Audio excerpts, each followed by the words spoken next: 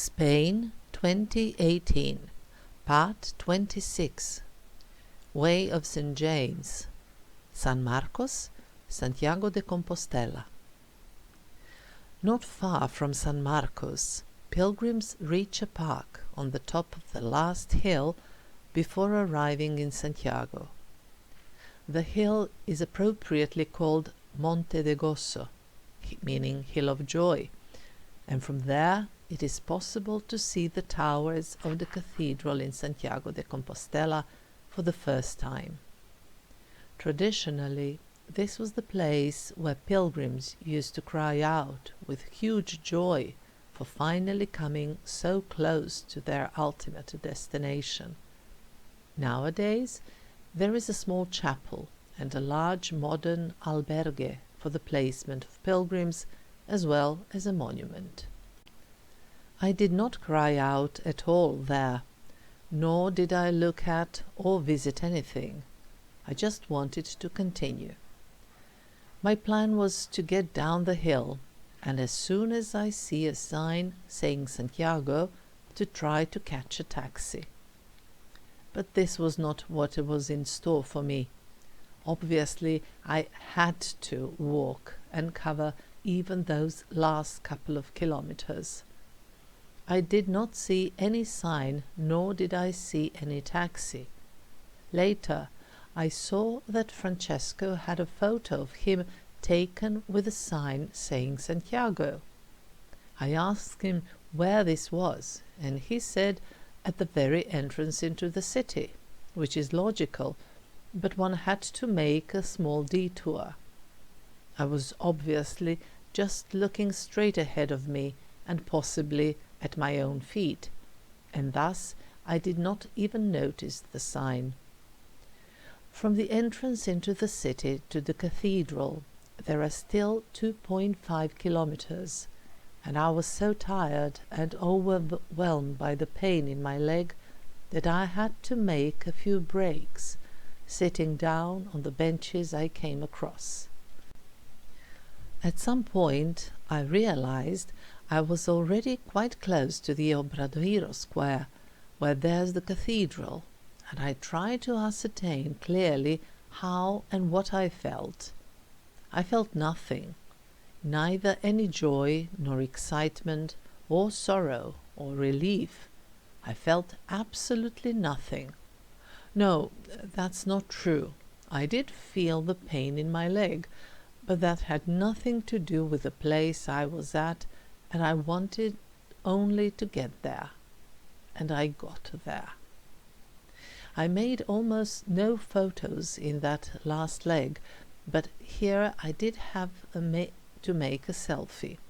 Somehow it's a question of honor and tradition. Later I explained to my friends that I was all smiles only because my camera needs to see a smile in order to do an automatic selfie, but this was absolutely no reflection of how I actually felt.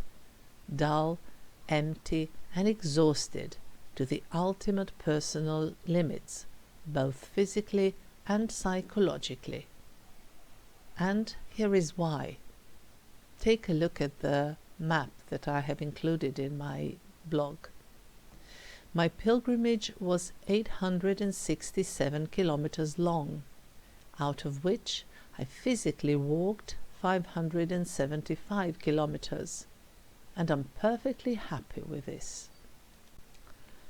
As soon as I finished with the taking of photos, I went to the nearby post office, for this was where the package with my things awaited me.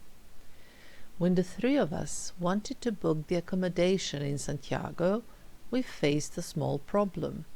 Namely, a couple of albergues we wanted to stay at were completely full, and this seemed to us to be a problem. However, it turned out that we did find the place for us at a hostel that was at a fantastic place, especially for me, who now carried a box with 4.5 kilos of things under my arm. Although I occasionally worried whether the package would wait for me or not, since I received an email saying they would keep it for 30 days and then they would send it back to the place of origin. The system actually functions in such a way that the package is kept at the destination post office. The hostel we had booked was located a couple of hundred of meters from the post office, and for me this was the real end of my pilgrimage and exertion. Already when I got to the hostel in Santiago, it was clear to me that this was also the end of my hanging together with my two great co-pilgrims, namely, when we were looking for the accommodation, and this was particularly challenging since we were in fact a small group. The hostel could only offer to us one separate bed and one double bed. As we had already been told by a very big albergue that they had no beds available for the dates that suited us, Francesco and Gabriel agreed to share this double bed. There we also got a new topic to joke about. As I have already mentioned before, the two of them left very early that last morning, and when I finally reached the hostel, I was told I could not be placed in the same room as the two of them, and that was a large shared dormitory, but rather they put me into a small room right next to the reception.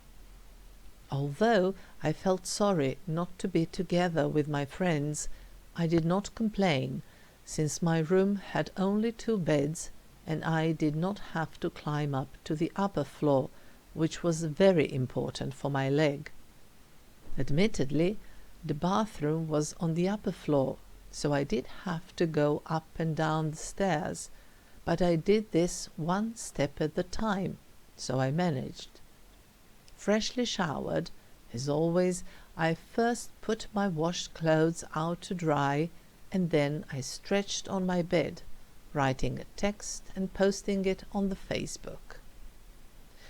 Day 36, the last as well as the most difficult stage. And now everybody wonders, what now? Yesterday afternoon, after Francesco gave me some strong Italian painkiller, I could finally walk even a little around the hostel. Before that, I almost could not.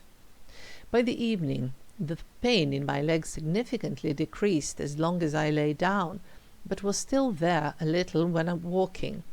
Since Francesco and Gabriel wanted to be present at the Pilgrim's Mass held at the cathedral in Santiago de Compostela at noon, they decided to leave early, while it was still dark.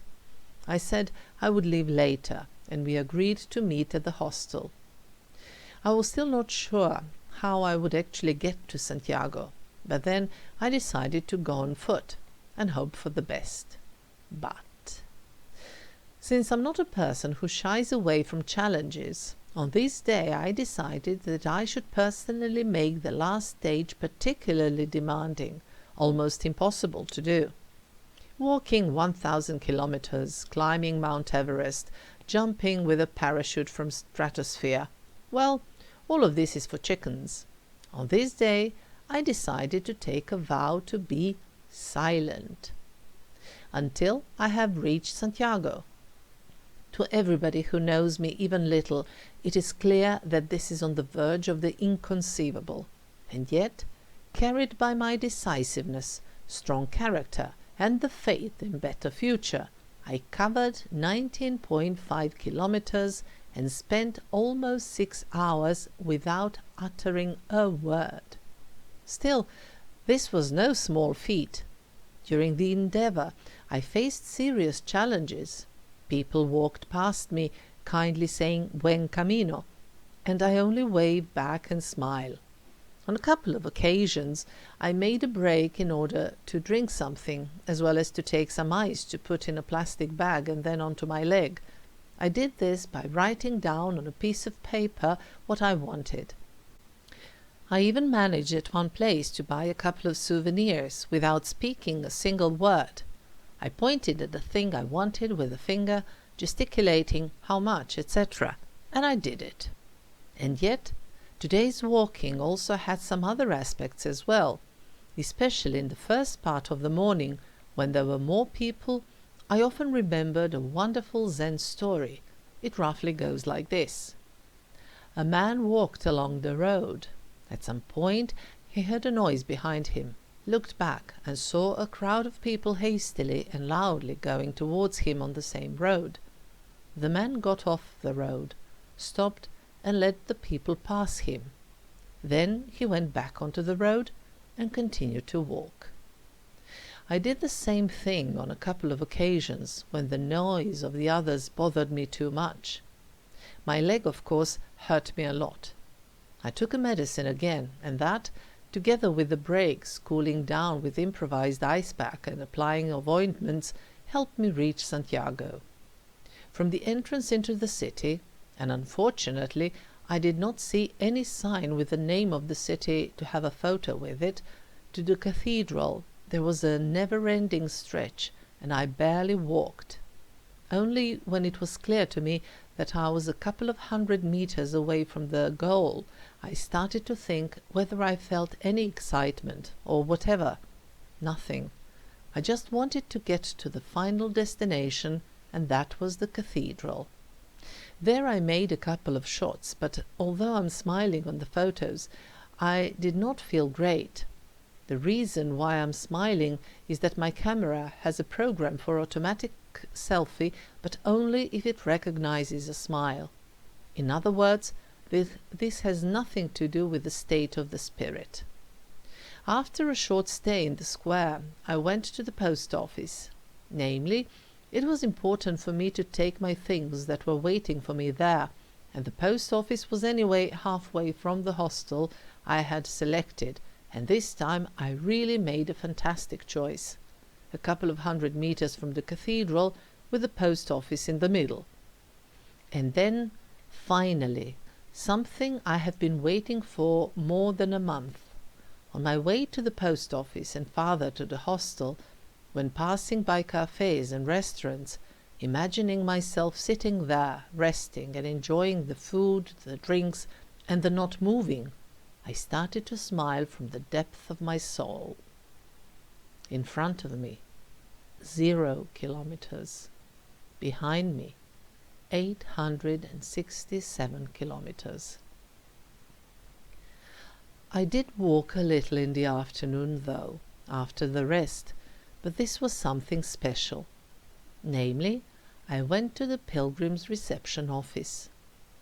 This is the place to go to when the pilgrimage is over, in order to get a Compostela, a certificate of the completion of the pilgrimage that is obtained on the basis of the stamps collected in the credencial, that is, the pilgrim's passport.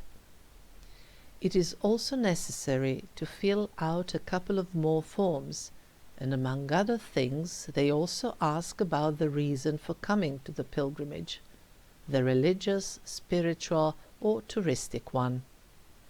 I thought it would be completely stupid to start lying now in the end, so I checked the third reason. They also asked me if my name had its Latin version, but since it does not, they wrote it such as it is. Namely, the whole Compostela is written in Latin. In addition to this certificate, which is obtained for free, it is possible to pay €3 and get a certificate of the route covered. That could also be seen from my passport, so the gentleman I spoke with put down that I covered 867 kilometers, but he made a mistake and wrote that I did the French route, where in fact I did the Aragonese route, although the latter coincides with the former one to a large extent. Still, I did not want to be petty. After all, this was all for the sake of symbolism and fun. My soul and my body know exactly what I went through. When I got out in the street, I ran into 2 Romanian women with whom I had shared the room back in Campo Naraya. We were very joyful at meeting one another, exchanging congratulations and hugs, and we asked each other about our current state, and then, with a lot of positive energy, we parted. Earlier, I had a similar encounter with a couple of Hungarians. I don't know the name of these people.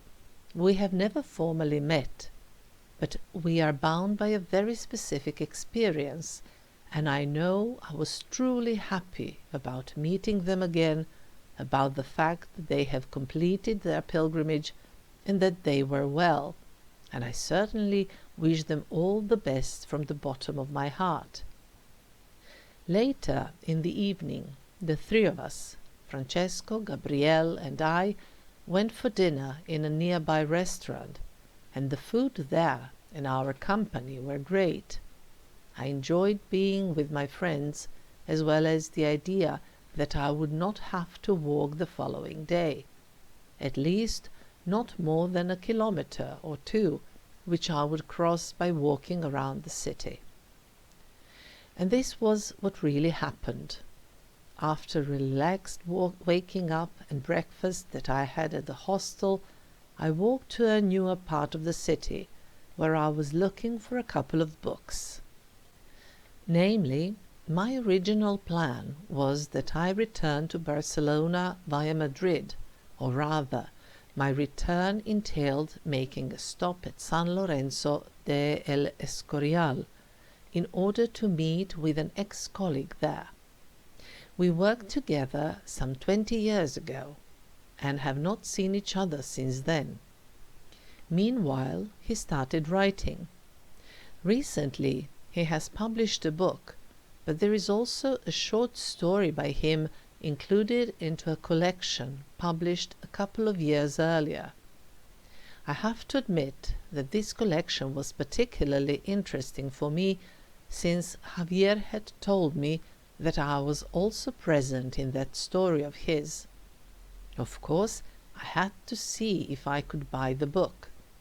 I couldn't, since it was out of print, but I did buy the other book. By the way, when I returned to Belgrade, I ordered the collection of short stories through internet, and I'm indeed present in the story by Javier. Quite interesting. In the meantime, because of the problems with my body, I had decided to fly directly from Santiago to Barcelona without complicating things and making stops anywhere. Later, I met with Gabriele at the hostel, while Francesco was nowhere to be found. It was precisely Francesco who came up with the plan to get to Santiago on the 23rd of July, in order to have the time for all-important celebrations and marking of the Feast of St. James, celebrated on the 25th of July. He often went to the cathedral because of the Pilgrim's Mass, and also in order to ask when exactly the famous thurible Botafumeiro would be used. This is the biggest thurible in the world, which weighs around 80 kilos, and there are different data in connection with this, while it is 1.6 meters tall. Taking into consideration its size and weight, the thurible is swung by a system of ropes, with the ropes being pulled by 8 thurifers. This happens only 11 times a year, when there are important feasts. Gabriele and I met again at the hostel at noon, and there we waited for Francesco for a while, but he did not come. We tried to call him on the phone, but he did not pick up. Then the two of us decided to go to eat something, since it was our lunch time, but beforehand we stopped at the tourist information office in order for me to ask about the possible activities during those couple of days. It turned out that the evening show of a kind was to start at 11:30 p.m., and I said right away that at that time I would be fast asleep. When I first reached Santiago, despite being so utterly exhausted, I did spot a tourist train in Plaza del Obradoiro, so I inquired about that too. Gabriel said he might go for such a tour, and then it was finally time for lunch. I said I was only interested in fish and seafood. I can eat meat quite well at home, and Gabriel chose a restaurant. There we had a very nice meal, grilled squid and our favorite padron peppers. And in the meantime we also heard from Francesco, so we agreed with him to meet later at the hostel, and so we did. Meanwhile, the wine I had with my lunch knocked me off my feet so well that I said I had to go and take a nap, while the two of them went for caña, or the draught beer.